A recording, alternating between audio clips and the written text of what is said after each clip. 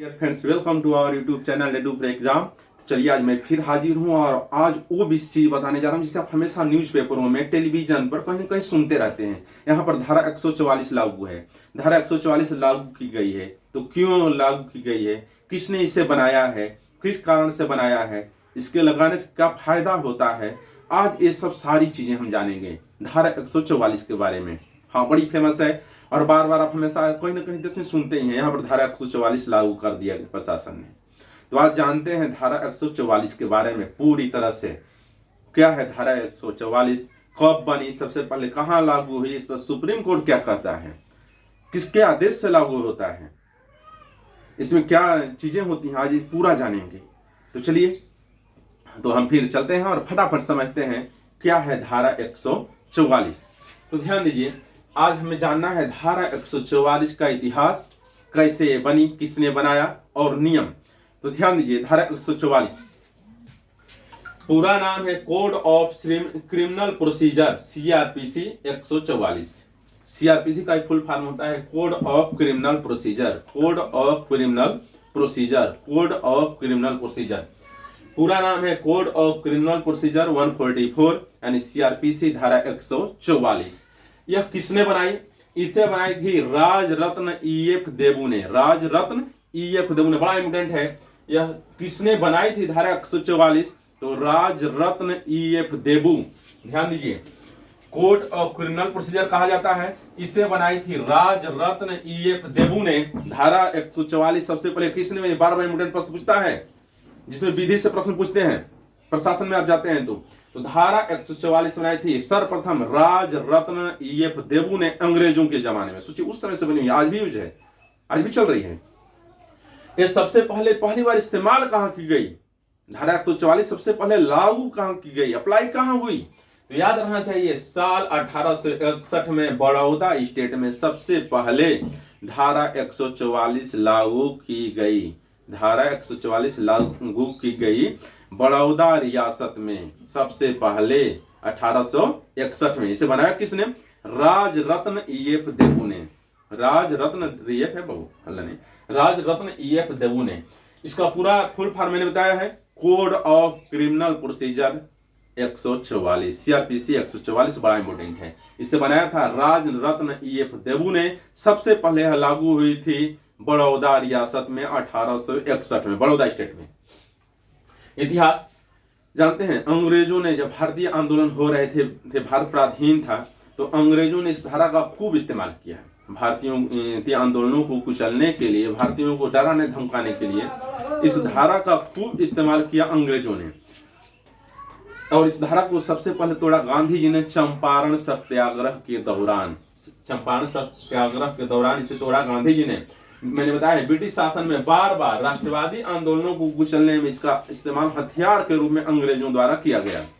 धारा 144 का पर आज हमारे लिए नजीर सुरक्षा व्यवस्था हर दृष्टि से इंपोर्टेंट है। समझते हैं कैसे? धारा 144 लगाने के पीछे क्या रीजन होता है, क्या कारण होता है? तो पहला कारण होता है शांति कायम करने और सुरक्षा संबंधित खतरे या दंगे की आशंका होने पर। शांति कायम करने के उद्देश्य से या सुरक्षा संबंधी खतरा, ऐसी समस्या है समाज में, अशांति व्यवस्था हो रही है, मारपीट हो रहा है, दंगे हो रहे हैं, ऐसी परिस्थिति को नियंत्रित करने के लिए धारा 144 लगाई जाती है। दूसरी, इसका जब धारा 144 लगाई जाती है तो एक जगह एक साथ 4 या उससे ज्यादा लोग जमा नहीं हो सकते हैं। ध्यान दीजिए, जब धारा 144 अप्लाई हो जाती है तो एक स्थान पर 4 या उससे ज्यादा लोग एक साथ नहीं हो सकते हैं, नहीं होना चाहिए, नहीं तो उन पर प्रशासन द्वारा एक्शन लिया जाता है, जेल भेजा जाता है, तमाम कानूनी कार्रवाई होती है धारा तोड़ने के जुर्म में। तो यह है धारा 144 क्यों लगाई जाती है? तो शांति व्यवस्था बनाए रखने के लिए, सुरक्षा दृष्टि से, दंगा रुकने के लिए।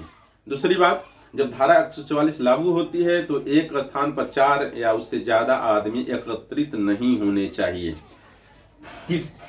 कैसे लागू होती है धारा 144, से भी जानते हैं कैसे लागू होता है, मैंने लिख भी दिया है। जिलाधिकारी के आदेश, जिलाधिकारी डीएम जिसे आप बोलते हैं डिस्ट्रिक्ट मजिस्ट्रेट, जिलाधिकारी के नोटिफिकेशन के बाद धारा 144 लागू हो जाती है। पर मैं थोड़ा इंपोर्टेंट चीजें बता देना चाहता हूं। जानते हैं बहुत शहरों में पुलिस कमिश्नर प्रणाली है, दिल्ली है, मुंबई है, गाजियाबाद, नोएडा, जहां पुलिस कमिश्नर प्रणाली क्यों लागू की गई? सोचिए जरा, इसीलिए लागू की गई। जहां समस्याएं ज्यादा होती हैं, डीएम पास इतने बोझ हैं, जिम्मेदारियां हैं, तो उसे अनुमति लेने में देर हो जाती है और तुरंत नियंत्रण नहीं हो पाता। इसलिए वहां पुलिस कमिश्नर प्रणाली लागू की गई। यानी वहां जहां पुलिस कमिश्नर प्रणाली लागू हो जाती है, वहां डीएम के बहुत अधिकार जो हैं वो आईपीएस के पास चले जाते हैं, हाँ, पुलिस कमिश्नर के पास चले जाते हैं। और उस समय में धारा 144 लगाने का राइट भी पुलिस कमिश्नर के पास हो जाता है। इसलिए कहीं कहीं पर आईएएस एसोसिएशन के द्वारा विरोध भी जताया जाता है कि हमें प्रीमियर सर्विस में आने से क्या फायदा जब हमारे अधिकार दूसरों को दिए जा रहे हैं। जानिए, जहां पुलिस कमिश्नर प्रणाली होती है वहां पर धारा 144 लगाने का अधिकार पुलिस कमिश्नर के पास हो जाता है, डीएम के पास से वहां निकल जाता है। परंतु जहां पुलिस कमिश्नर प्रणाली नहीं है वहां धारा 144 डीएम के नोटिफिकेशन के बाद ही अप्लाई होता है। ये बात अब जरूर ध्यान दीजिए, पुलिस कमिश्नर प्रणाली इसीलिए लाई गई है। डीएम के बहुत अधिकार पुलिस कमिश्नर को दे दिए जाते हैं प्रशासन संबंधी। दूसरी बात, जब लागू होती है तो ये तो है ही, एक स्थान पर 4 या उससे ज्यादा आदमी एकत्रित नहीं होंगे। दूसरी बात, इंटरनेट सेवाओं और संबंधित इलाकों में हथियारों के ले जाने पर भी पाबंदी लगा दी जाती है। इंटरनेट सेवाओं यानी इंटरनेट सेवा बंद हो जाती है पूरी तरह से। इसलिए बंद हो जाती है, आज सोशल मीडिया का जमाना है, लोग व्हाट्सएप से, फेसबुक से, तमाम सोशल साइट से अफवाह न फैला पाए। अफवाह फैलाने पर उपद्रव और बढ़ जाता है। जैसे बांग्लादेश में हुआ, देश में कहीं कहीं शहरों में मिलता है, अफवाह सोशल मीडिया से फैलाई गई है, ऐसा पता चलता है। तो उस अफवाह फैलने से रोकने के लिए, जिससे शांति व्यवस्था कायम रहे, अशांति न उत्पन्न हो, इंटरनेट सेवाएं भी बंद कर दी जाती हैं। हथियार भी इधर से उधर ले जाने पर पाबंदी हो जाती है। भाई हथियार ले जा रहा है, कहीं अशांति फैलाने के लिए तो नहीं ले जा रहा है।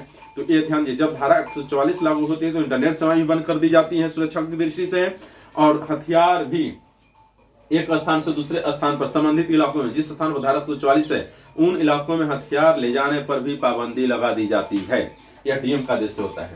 धारा 144 पर सुप्रीम कोर्ट ने एक बड़ा महत्वपूर्ण फैसला दिया था। मैं इसकी चर्चा करना यहाँ जरूरी समझता हूँ। ये फैसला उसने दिया था बाबूलाल परते बनाम महाराष्ट्र राज्य के 1961 ईस्वी में। बाबूलाल परते इसके विरोध थे, बोलते थे राज्य सरकार आंदोलन को दबलने कुचलने के लिए धारा 144 लगा रही है। तो एक फैसला सुप्रीम कोर्ट ने 1961 में दिया था और बड़ा महत्वपूर्ण फैसला है। इसलिए मैं फैसला पढ़ देता हूँ, जानिए क्या फैसला है। ये फैसला सुप्रीम कोर्ट का। धारा 144 में सुप्रीम कोर्ट ने फैसला दिया बाबूलाल परते बनाम महाराष्ट्र सरकार 1961 में। क्या फैसला दिया, पढ़ते हैं। सुप्रीम कोर्ट कहता है, धारा में निर्धारित परीक्षण केवल संभावना या प्रवृत्ति नहीं है। धारा में निर्धारित परीक्षण केवल संभावना या प्रवृत्ति नहीं है।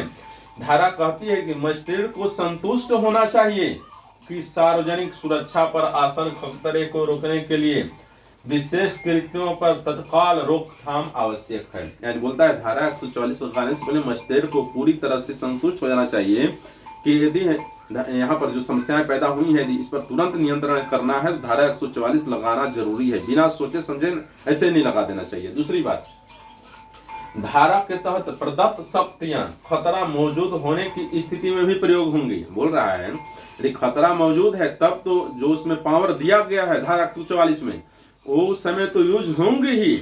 यदि संभावना रहती है, खतरा की आशंका भी यदि हो कि यहाँ बलवा हो जाएगा, यहाँ दंगा हो जाएगा, यहाँ उत्पात मचेगा, यदि ऐसी आशंका है तब भी धारा 144 लागू की जा सकती है। इसमें कोई दिक्कत नहीं है। यदि खतरा मौजूद है तब तो लागू की जाएगी ही, परंतु यदि आशंका है तो आशंका होने पर भी धारा 144 लागू की जा सकती है। ये है धारा 144 जो बड़ा ही इंपोर्टेंट है। मैं समझता हूं अब इसमें दिक्कत नहीं होनी चाहिए।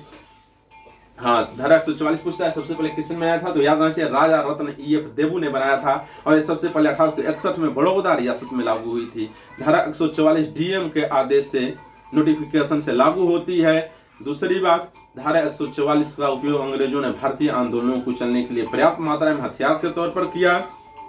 तीसरी बात, जहां पुलिस कमिश्नर प्रणाली होती है वहां धारा 144 लागू करने का अधिकार पुलिस कमिश्नर के पास होता है, डीएम के पास नहीं होता है। इतना तो आप समझ गए होंगे। और धारा 144 जो है शांति व्यवस्था सुरक्षा दृष्टि से लगाई जाती है। खतरा मौजूद है या खतरे की संभावना है, दंगा होना है, उपद्रव हो रहा है या फाइन फैलाई जा रही है, उसे रोकने के लिए धारा 144 लगाई जाती है। धारा 144 लगाने पर एक जगह 4 या उससे ज्यादा आदमी है उन्हें इकट्ठा नहीं होने दिया जाता है। दूसरी बात, इंटरनेट सेवाओं पर पूर्ण प्रतिबंध हो जाता है। तीसरी बात, संबंधित इलाके में जिस क्षेत्र में धारा 144 लागू है उस इलाके में प्रतिबंधित हथियार भी नहीं ले जाने दिया जाता है। और धारा 144 बहुत ज्यादा तोड़ा महात्मा गांधी ने सबसे पहले तोड़ा था। चंपारण सत्याग्रह जो 10 मार्च 1917 को बिहार में हुआ था, इसके दौरान उन्होंने अंग्रेजों द्वारा आरोपित धारा 144 को तोड़ दिया था। भाई अंग्रेज इसलिए लगाते रहे थे, चलो ज्यादा आदमी जुटे न पाए, जिससे आंदोलन सफल न पाए, रैलियां न हो पाए, धारा 144 लगा दो और लोगों को जेल भेजो।